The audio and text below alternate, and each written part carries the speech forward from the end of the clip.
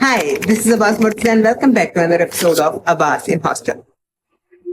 देखो सुबह स्पोर्ट की बहुत आलस आ रही थी, लेकिन यूनिवर्सिटी तो जाना ही था, इसलिए नाश्ता बनाया और नाश्ता करने के बाद मैंने तैयारी करना स्टार्ट कर दी। और बात स्ट्रेट करना इज वेरी इंपॉर्टेंट, क्योंकि चिड़िया को घोंसला लेके मैं यूनिवर्सिटी नहीं जा सकता। थोड़ी घटिया से फिट चेक वाले पोज मारने के बाद मैं चला गया पॉइंट प्लेस पर, जहाँ बहुत ज्यादा रश था और मुझे पता था कि पॉइंट नहीं मिलेगा, और पॉइंट मिला भी नहीं। और रिक्शे पे ख्वार होते हुए मैं पहुंच गया अपनी यूनिवर्सिटी, और यहाँ पर मुझे मिल गया था एक फैन। अब तो भी हॉस्टल से बाहर निकलो और 2-4 फैन मिल ही जाते हैं। Thank you so much for that. हम सब स्कल्पचर स्टूडियो पहुंचे तो हमें पता चला कि आज क्लास नहीं होगी, और सिर्फ सर ने हमें कुछ चीजें नोट करवाई जो कि मैं अगली क्लास में लेके आनी होंगी। उसके बाद हमें छुट्टी दे दी। बस फिर हमने जिया से अटेंडेंस लगवाई।